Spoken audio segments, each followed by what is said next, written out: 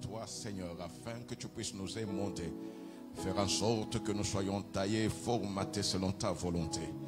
Que ces lieux t'appartiennent et que toi seul tu t'élèves.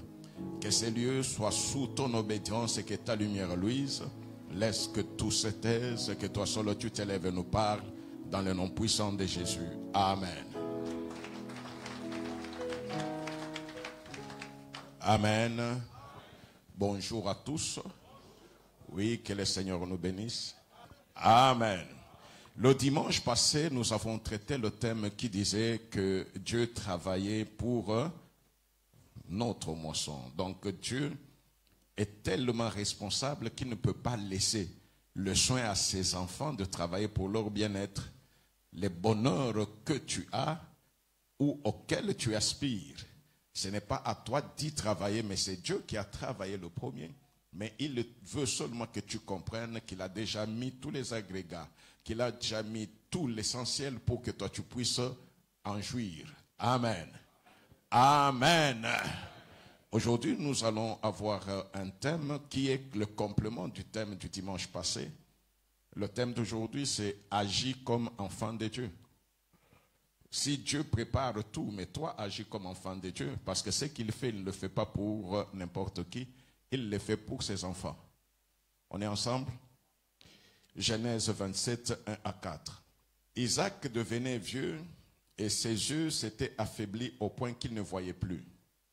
Alors il appela Ésaü, son fils aîné, et lui dit, « Mon fils. » Il lui répondit, « Me voici. » Isaac dit, « Voici donc que je suis vieux, je ne connais pas le jour de ma mort. Maintenant donc, je te prie, prends tes armes, ton carquois et ton arc, va dans les champs et chasse-moi du gibier. Fais-moi aimer comme j'aime et apporte-le-moi à manger, afin que mon âme te bénisse avant que je meure. » Nous disons Amen, nous acclamons pour la parole de Dieu.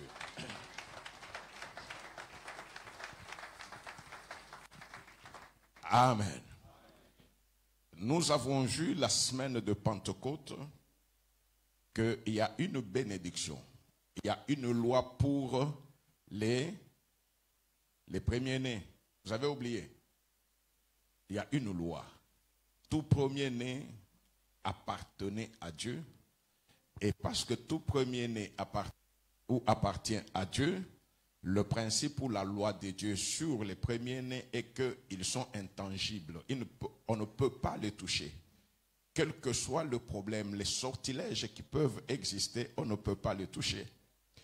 Quand les Lévites sont devenus sacrificateurs, Dieu a dit qu'il a retranché cette loi des premiers-nés et il a fait en sorte que les Lévites soient les premiers-nés. Donc la loi n'existait plus pour tout premier-né d'Israël. Non, cette loi des premiers-nés existait, mais elle était appliquée aux Lévites, aux sacrificateurs. Dans le Seigneur Jésus, nous savons qu'il n'a qu'un seul premier-né. C'est lui qui est l'acteur de toute la création. C'est qui? C'est Jésus-Christ. La loi de premier-né est sur Jésus-Christ. Amen.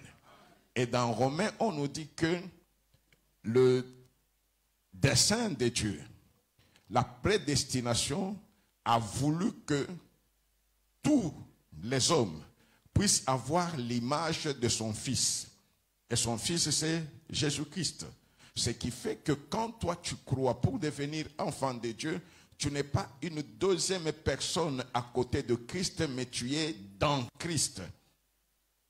On est ensemble. Et si Christ est premier-né, c'est ce qui fait de chaque chrétien premier-né. Est-ce que c'est compris? Cela fait de chaque chrétien premier-né. Ce qui fait que, parce que tu es premier-né de Dieu, la loi qui protège les premiers-nés est sur toi. Ici aussi, on voit Ésaü, qui est premier-né de qui? D'Isaac. Cet enfant-là est premier-né par la naissance. Mais n'oublions pas que lui qui est premier-né devait, même si la bénédiction était sur lui, Mais il y a aussi une attitude que le premier-né doit afficher pour montrer que, un, il appartient à ce père-là, deux, qu'il est sous les ordres de ce père-là. Même si on est premier-né, même si on est fils, on est fille dans la maison, c'est notre comportement qui montrera que nous sommes conscients que nous sommes enfants dans la maison. Vous êtes enfant dans la maison de vos parents, mais vous n'avez jamais voulu qu'on vous envoie. Vous êtes enfant ou vous n'êtes pas enfant? C'est une question. Vous êtes enfant ou vous n'êtes pas enfant? Vous êtes enfant. Est-ce que vous pouvez jouir des privilèges d'enfant dans la maison? Non, parce que vous ne faites pas ce qu'un enfant doit faire. C'est pourquoi aujourd'hui nous parlons d'agir comme un enfant de Dieu. Est-ce qu'on a compris?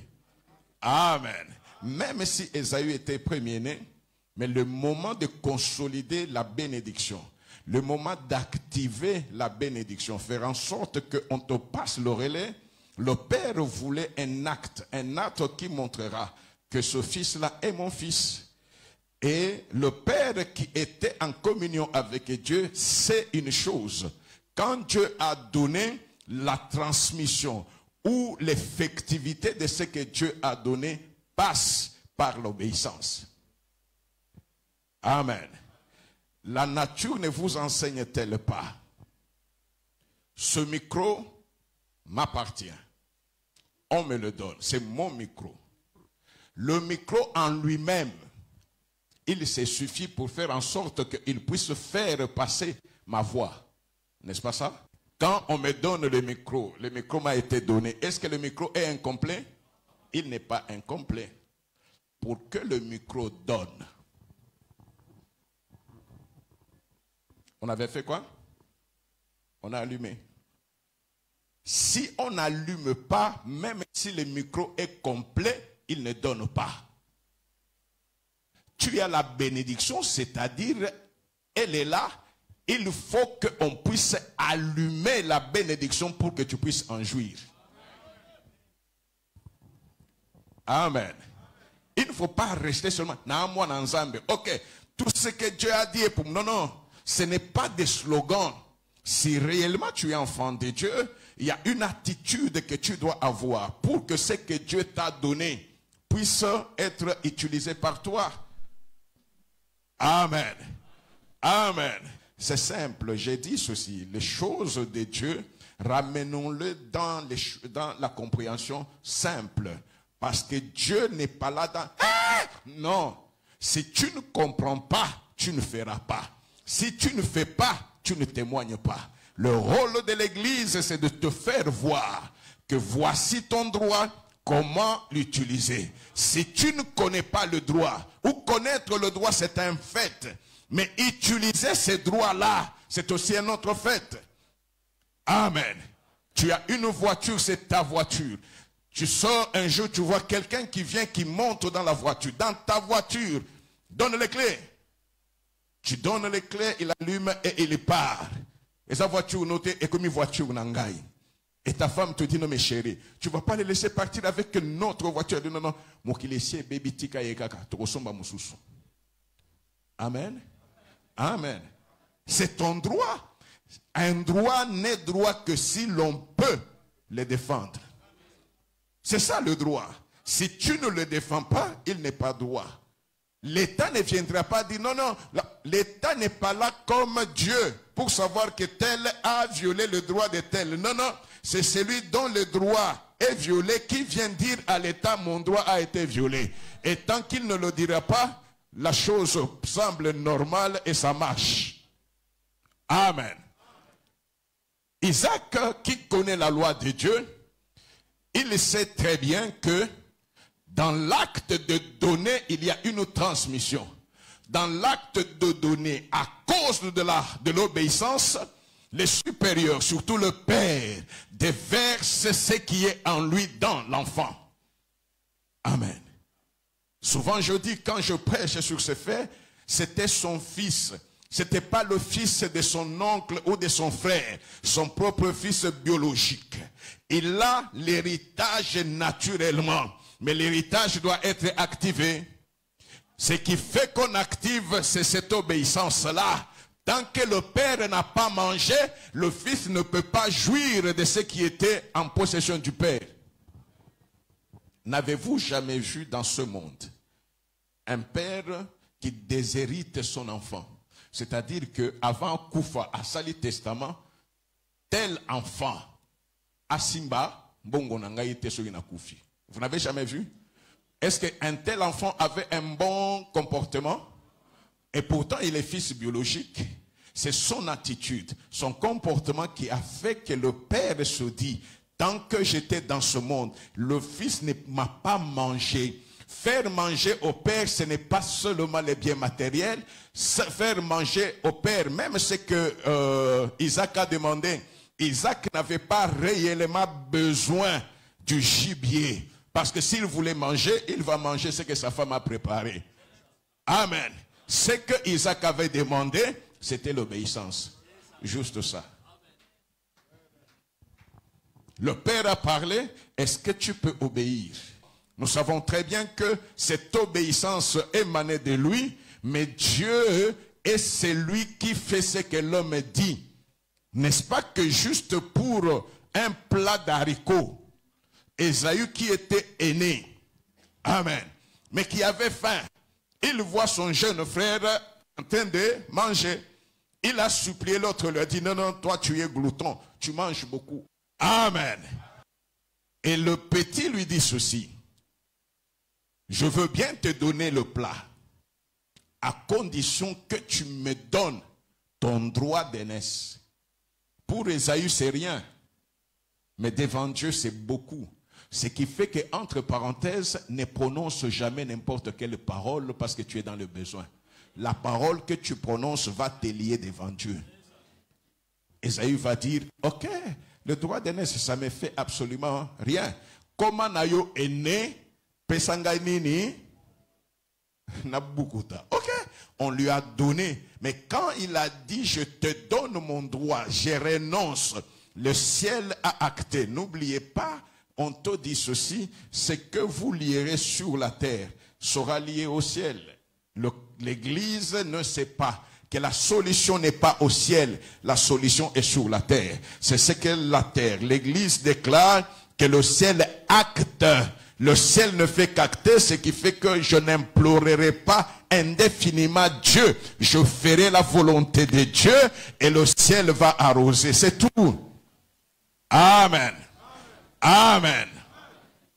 L'enfant sort pour partir, mais il y a la maman qui était là, qui a entendu, et la maman est partie dire à qui? À Jacob. Même si Ésaü avait déclaré, ça n'aura pas d'effectivité si toi, par l'obéissance à la parole du Père, tu n'as pas activé la bénédiction. Petit, c'est le moment d'activer.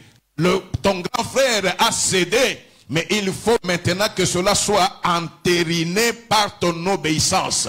Va faire ce que le Père fera. Non, non, non, nous sommes différents. Il n'y a pas de problème. Comme le ciel avait déjà acté que c'est toi qui es spirituellement l'aîné, le ciel qui a acté fera en sorte qu'il convainque ton Père que c'est toi qui es l'aîné. Vous savez que même si ce papa-là était vieux, touchait les poils d'un homme. Amen. Mais comment pouvait-il toucher? Le Père touche. Et ce Père-là n'est pas n'importe quel Père. C'est un Père qui a rencontré Dieu. Un Père qui parle avec eux. Un Père qui n'a pas besoin d'ouvrir les yeux pour voir. Il voit même si les yeux sont fermés. Et d'ailleurs, il voit mieux quand ses yeux sont fermés. Amen. Il touche Jacob. Il touche. Et il dit quoi? Le corps, c'est le corps d'Ésaü. C'est le corps d'Ésaü. Mais la voix, c'est la voix de Jacob. Ok? Ça c'est bon. Mais il continue.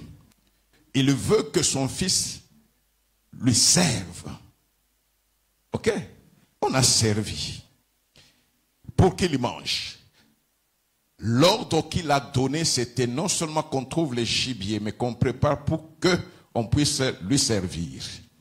L'obéissance ne peut pas être partielle, l'obéissance doit être totale afin qu'elle produise les effets totalement. Quand le père mange, il dit ceci au même fils qui avait une double identité, selon le père, pas selon moi, parce que c'est le père qui a dit ceci. Le corps, c'est le corps de Ésaü, mais la voix, c'est la voix de... Mais c'est lui le père. Il trouve que celui qui est venu là est double. Dans celui qui est venu, il y a deux de ses enfants. Les deux enfants sont dans un. Il a mangé. En ce moment-là, il dit, l'obéissance de cet enfant double est arrivée à son comble. Viens que je puisse t'embrasser. Qu'est-ce que le père veut faire? Moïse vient. Qu'est-ce que le père veut faire? Dans cet enfant qui est double, amen, je vais maintenant déverser toute ma bénédiction. Pourquoi? Parce que qu'il soit un ou qu'il soit double, il a obéi et il a donné. Amen. Quand il embrasse l'enfant, avec cette conviction que l'enfant lui a obéi, il libère. Il est d'un cœur comble. Et quand il y touche, il dit quoi? Cet enfant-là n'est plus double. Amen.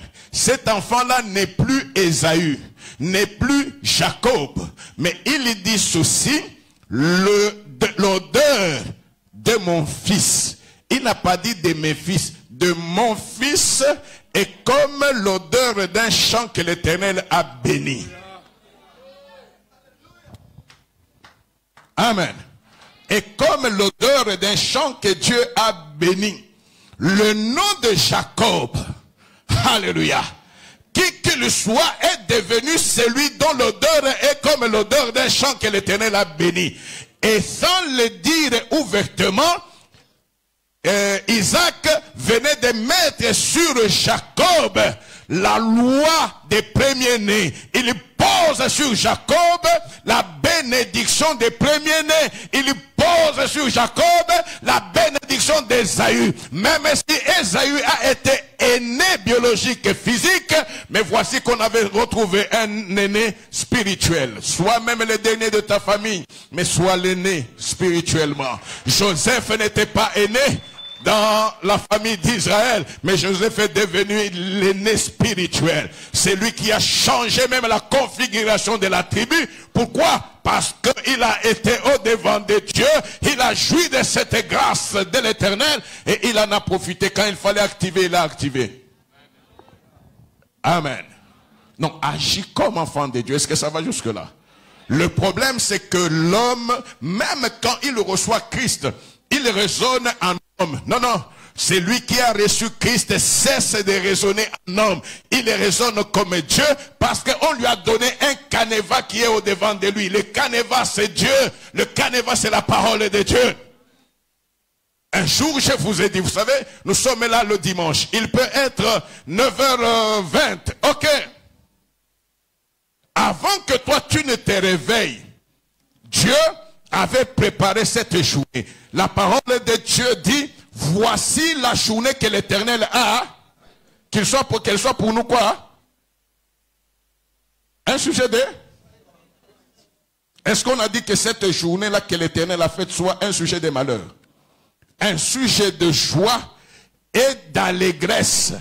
Et j'avais dit, c'est cette parole-là qui me donne assez de force et d'assurance. Je me réveille. C'est une journée que Dieu a faite, pas un homme.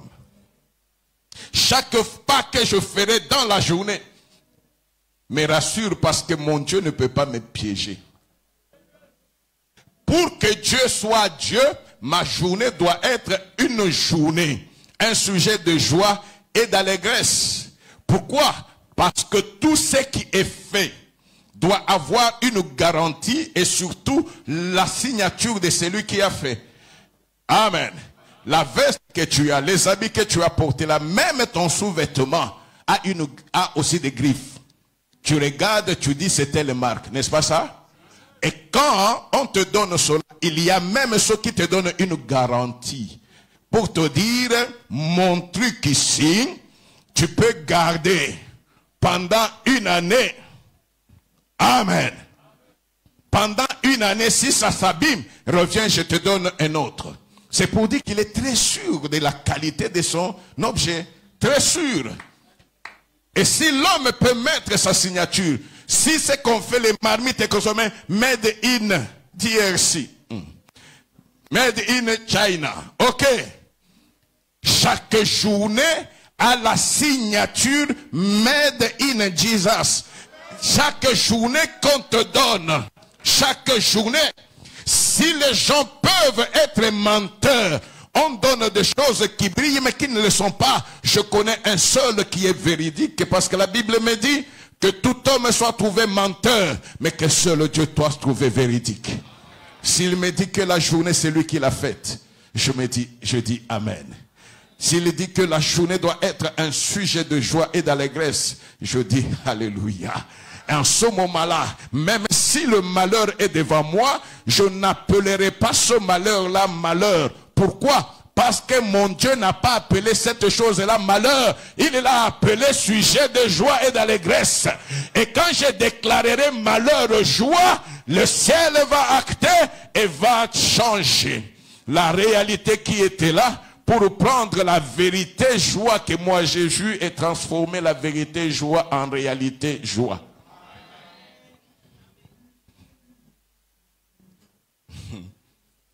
Amen. Il y a un autre fils que nous avons vu. Un autre fils. Mettez-nous Jean 4. Il y a un autre fils que nous avons vu. Et ce fils-là, c'est Jésus-Christ.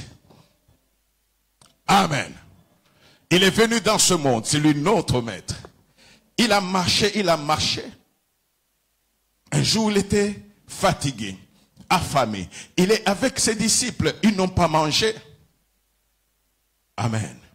Quand les disciples l'ont vu en train de s'entretenir avec une femme, ils sont partis. Non, ils sont revenus le trouvant en train de s'entretenir avec une femme.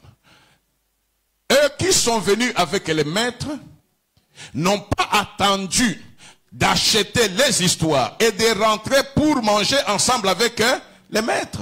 Ils ont fait quoi eux? Ils ont mangé là où ils sont partis. C'est ça l'homme.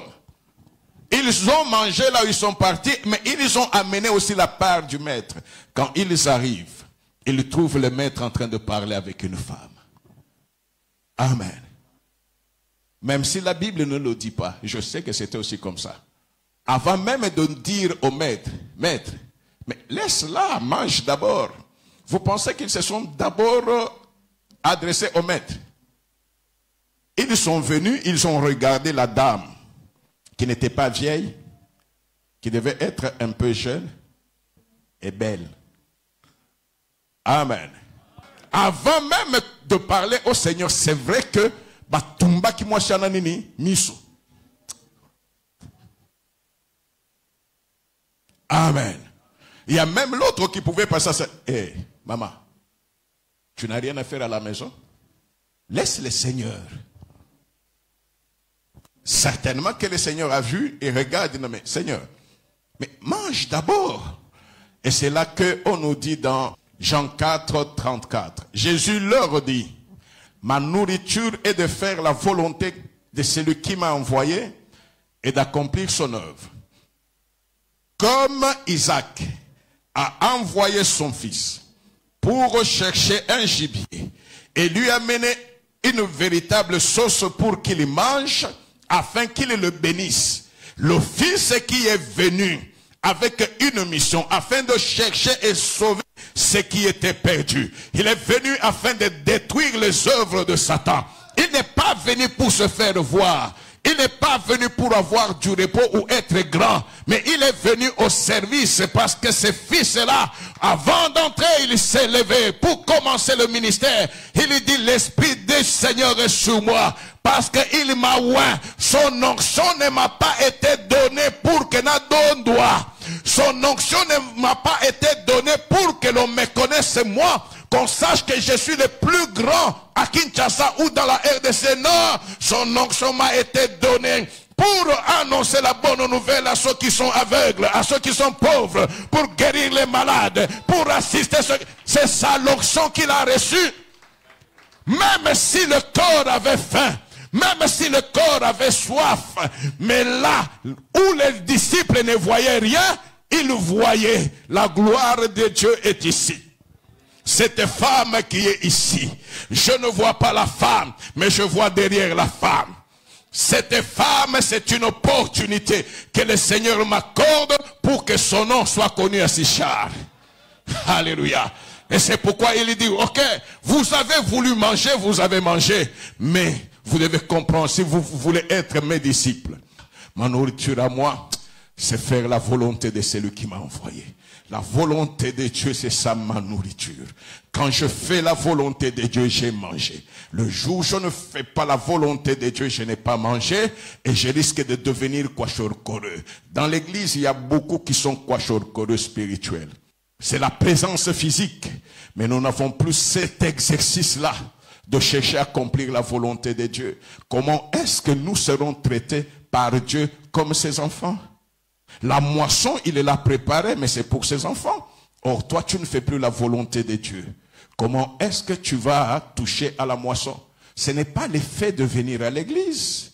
Non, ce n'est pas le fait de venir à l'église.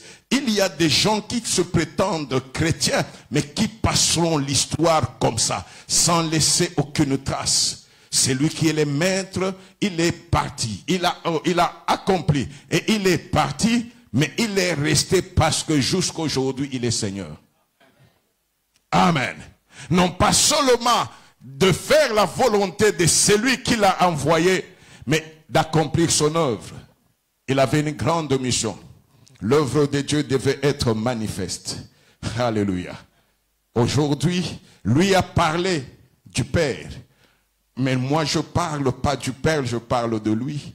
Cet homme-là ressuscité, l'homme de Galilée ressuscité, il a dit ceci, tout pouvoir m'a été donné. Comme le Père m'a envoyé, moi aussi j'ai fait quoi? Vous avez vu l'exemple à moi. Ma nourriture à moi, c'était de faire la volonté du Père. Et de faire quoi? D'accomplir son œuvre. Maintenant que moi aussi je vous ai envoyé. Quelle est votre nourriture? Pour que vous puissiez prendre la moisson qui est à moi. N'oublions pas que tout ce dont nous avons besoin se trouve en Jésus-Christ. Tout ce dont nous avons besoin se trouve en Jésus-Christ. Nous sommes en Jésus. Mais comment activer l'exercice, la jouissance de ce qui est en Jésus? Si nous faisons notre nourriture, la volonté, faire la volonté de Jésus. Or, faire la volonté de Jésus, c'est pas difficile. Ce n'est pas que il est à moi, il est la parole de Dieu. Jean te dit qu'au commencement était la parole était avec Dieu et la parole était... Mais c'est cette parole qui a été faite chair. Nous n'avons pas besoin de la chair. Nous avons besoin de la parole qui est restée intacte. Et cette parole-là est à ta disposition. Tant que tu agiras selon la parole de Dieu, tu seras un homme puissant, une femme puissante. Tant que tu resteras dans la parole de Dieu, parce qu'il n'y a aucun secteur de la vie que la parole de Dieu ne couvre pas. La parole de Dieu couvre même ce que les savants n'ont pas encore découvert. Je vous donne un petit exemple. Les médecins, quand ils sont à l'université, ils étudient les maladies qui existent. Mais dans la Bible, Dieu a déjà répertorié même toutes les maladies qui existeront, même après nous, tout. Et quand une nouvelle maladie arrive, il n'y a pas de médicaments. On doit chercher encore, entrer. Ça fait des années, les gens meurent. Mais mon Dieu, qui a tout planifié, il dit, pour la guérison, pour toute maladie, ok? Quel que soit le nom, tout ce que l'homme appellera maladie, il y a 2 médicaments très efficaces. 1, par tes meurtrissures, nous avons la guérison. 2, si tu ne veux pas regarder les meurtrissures. 2, il leur envoya sa parole, et sa parole... Les corona arrivent. Même si les corona arrivent, il n'y a pas de problème. Amen. Oh tension, oh ceci. Non, il n'y a pas de problème. Il y a une médication que le seul vrai médecin a donnée. Amen. Ma nourriture à moi, c'est de faire la volonté de celui qui m'a envoyé. Si Christ a envoyé, c'est que nous devons faire la volonté de Christ afin d'hériter la moisson que Dieu a déjà préparée. Nous forçons la vie, or la vie est en Jésus. Le problème, ce n'est pas de montrer que tu es celui qui prie beaucoup, mais montre que tu es celui qui obéit beaucoup à Dieu. C'est l'obéissance qui dépasse, parce que le sacrifice ne sert à rien s'il n'y a pas d'obéissance, bien-aimé. Et l'obéissance, ce n'est pas factice. Tu viens là pour qu'on te voie. Non, l'obéissance, c'est d'abord dans le cœur.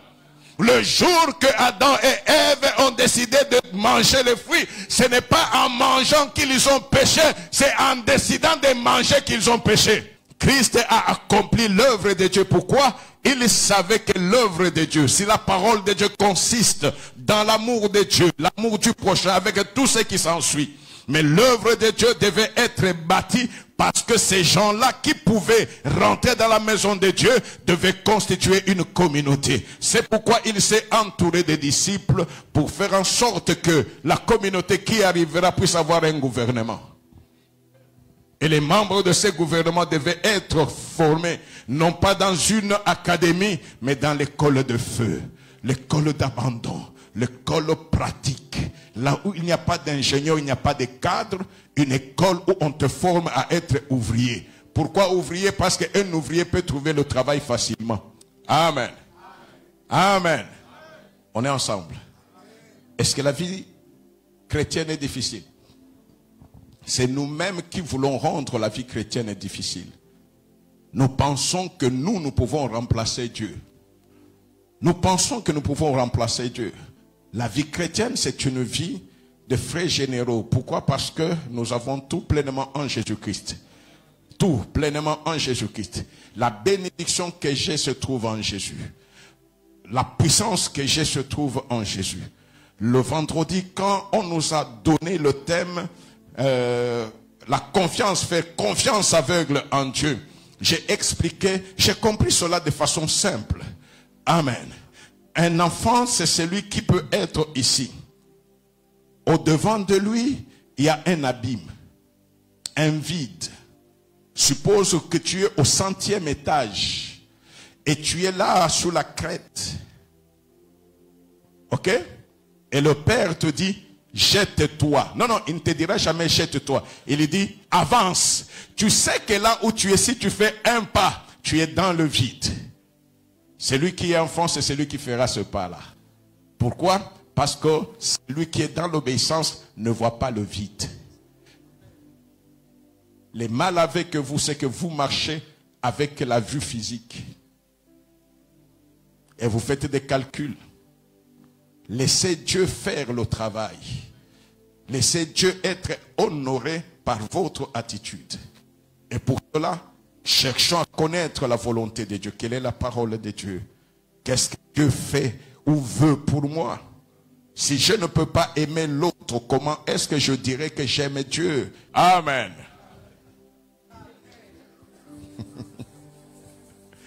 Agis comme un enfant de Dieu. Ta bénédiction est dans cela.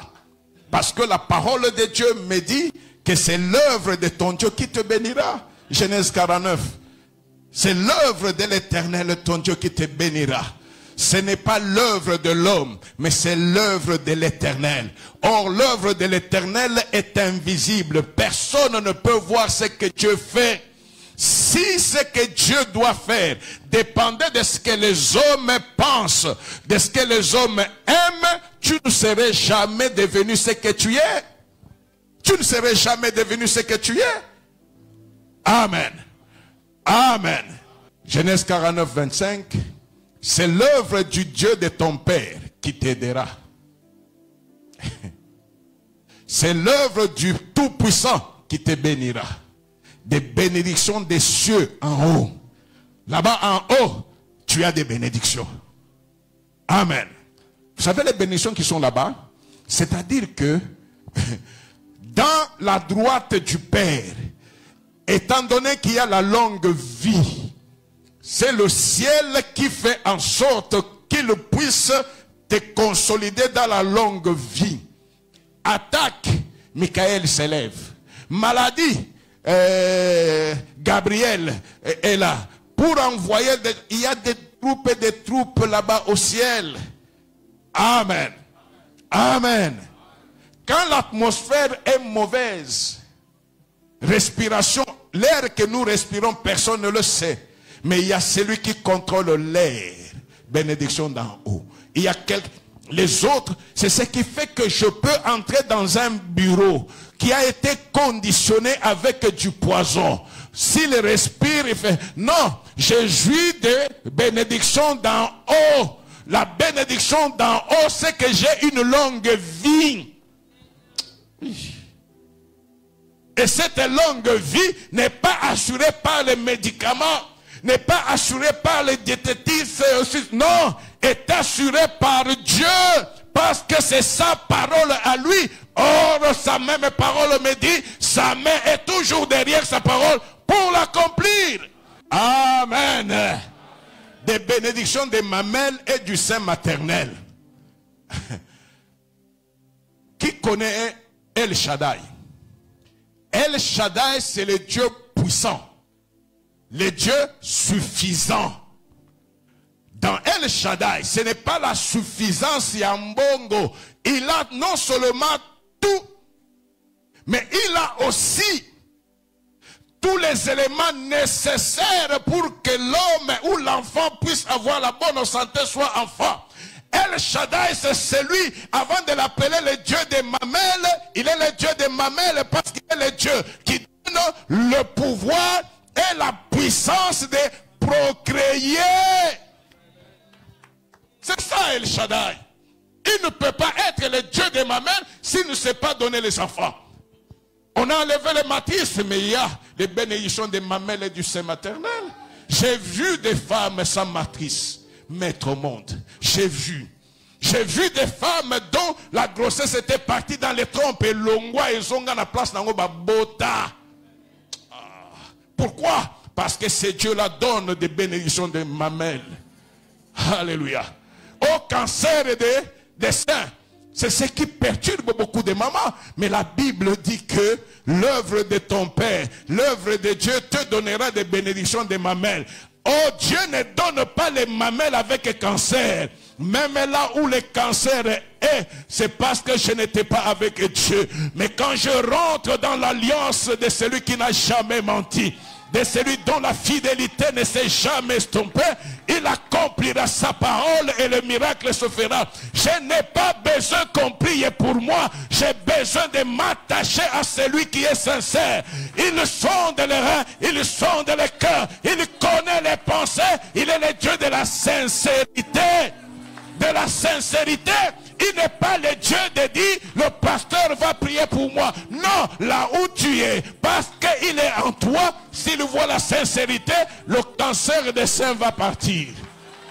Même ce que ça dit déjà mboumanine, tu vas sentir ces mboumala repartir. Et le sein va redevenir. Pourquoi? Parce que les enfants sont là. Les enfants vont venir pour téter, pour gnogner. Alléluia. Pour cela, agis simplement comme enfant de Dieu. Cette bénédiction que tu cherches est dans ton Dieu, est dans ton Seigneur. C'est lui qui a tout accompli à la croix de Golgotha. Il n'y a rien qui est resté pour que Jésus revienne et te le donne. Non, il a tout accompli. Amen. Il a tout accompli. Mais toi, fais de la volonté de Dieu ta priorité. Parce que quand tu accompliras, tu feras la volonté de Dieu, en ce moment-là, ton Dieu va manger. N'oublions pas que le Seigneur Jésus, comme son Père, il mange la volonté, sa volonté. Quand tu accomplis la volonté de Dieu, tu as donné à Dieu. C'est ce qui fait que même pour les offrandes, il dit, je n'ai pas besoin d'argent. Que celui qui donne, ce soit d'abord donné. Que celui qui donne, ce soit d'abord donné. Je n'ai pas besoin d'argent de ceux qui ne sont pas de moi. Si tu es de moi, tu es dans la maison parce que tu es formaté pour être riche.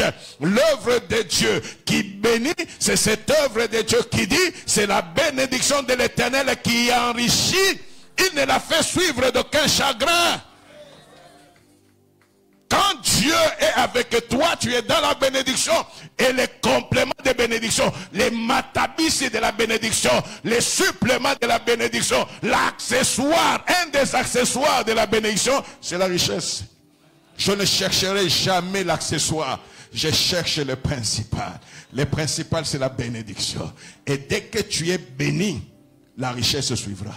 Celui qui a travaillé pour ta richesse, ce n'est pas toi, c'est Dieu. Il le fait très bien. Il le fait très bien. Au moment venu, il le touchera. Amen. Et nous terminons avec Jérémie 48. C'est un texte que tout le monde connaît, mais on ne fait pas attention à cela. Jérémie 48, 10. Maudit soit celui qui fait avec négligence l'œuvre de l'Éternel. Maudit soit celui qui éloigne son épée du carnage. Amen. Dieu bénit. Dieu n'a jamais maudit. Mais qui va te maudire? Qui va te maudire? C'est toi-même qui te maudis. Toi-même tu te maudis si tu fais l'œuvre de Dieu avec négligence. Vous savez pourquoi c'est une malédiction? Tout simplement parce que l'œuvre de Dieu, faire, accomplir l'œuvre de Dieu, c'est donner à Dieu à manger.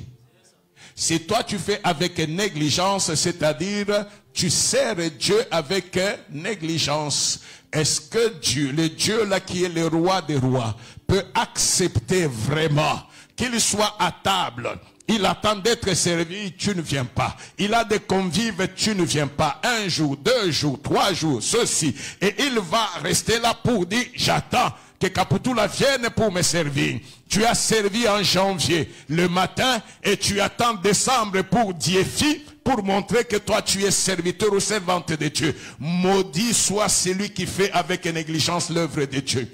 Tu mets trop d'accent dans ce que tu penses, ta maison, tes affaires. Et c'est ce qui fait que ça ne marche pas. C'est lui qui fait l'œuvre de Dieu avec amour, avec assurance, avec consécration. Il vit les bénédictions d'en haut dans le ciel, dans les eaux et les bénédictions de ma mère. Il vivra les bénédictions multiformes. Pourquoi? Parce qu'il sait que par son obéissance à son Père, il active la jouissance de la moisson que Dieu a préparée pour lui. Ne soyons pas distraits, Hosanna.